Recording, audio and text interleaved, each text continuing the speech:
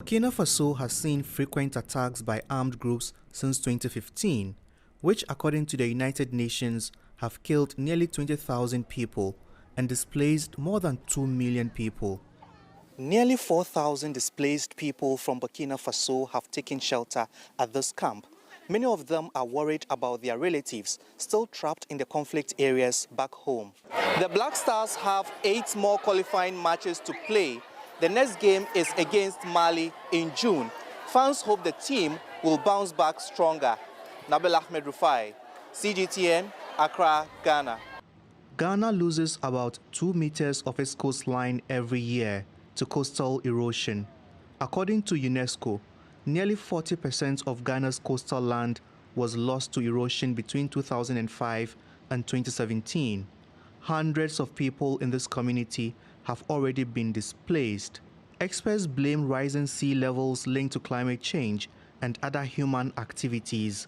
A few years ago, this area was a drinking spot for partygoers who came to the beach. Now it's totally gone, and what remains are the pillars of the former recreation place. The festival provides an opportunity for local Ghanaians like me to try some Indian cuisine.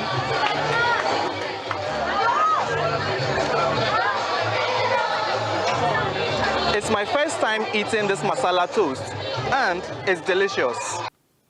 Well, the military chiefs of the West African bloc met here in Accra a couple of hours ago.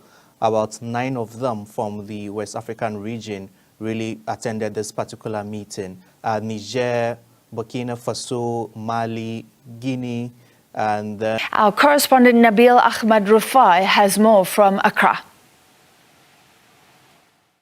There is an easy calm in Niger after the deadline from West African Regional Bloc, ECOWAS, demanding coup leaders to restore democracy expired on Sunday. Leaders of ECOWAS have been trying to mediate a swift return to civilian rule in Niger since President Let's get an update now from our correspondent, Nabil Ahmed Rufai. Nabil, thank you so much for your time. Just give us the latest. How has the closure of the country's airspace affected airlines and travel in the continent specifically?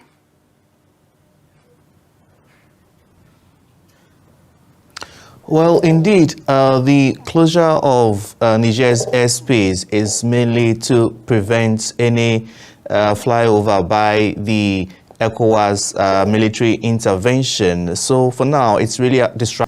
Right, and Nabil Ahmed Rufai is now joining us from Ghana for the very latest on the developments that are taking place in Niger. And Nabil, now there seems to be some disagreement between the African Union and ECOWAS on what are the next logical steps for action in Niger. Tell us a little bit more about that, even as ECOWAS says there is a standby force in place.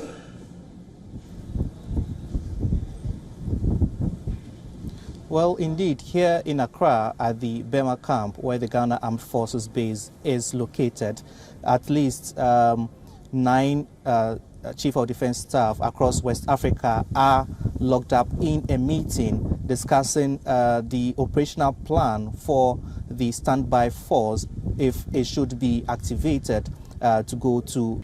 He is on a 4-nation tour of the continent, an effort to strengthen bilateral and trade ties. Nabil Ahmed Rufai has more.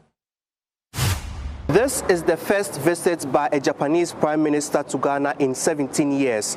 Prime Minister Fumio Kishida was welcomed at the airport by Ghana's Vice President Mahmoud Bawumia. He later met with President Akufo-Addo. Through this exhibition, artists hope to create more awareness about the importance of reparations for Africans and those in the diaspora. They believe it is crucial for Africans across the world to come together and chart a new path for a future rooted in lessons learned. The government also had to implement some IMF conditions, including utility tariff hikes and introducing new taxes to shore up revenue generation. But the implementation of the IMF conditions has further worsened the living conditions of Ghanaians, prompting a series of protests. The IMF has urged the government to slow down the tax reforms. The government hopes the completion of its external debt restructuring will pave way for an economic recovery. Nabil Ahmed Rufai, CGTN, Accra, Ghana.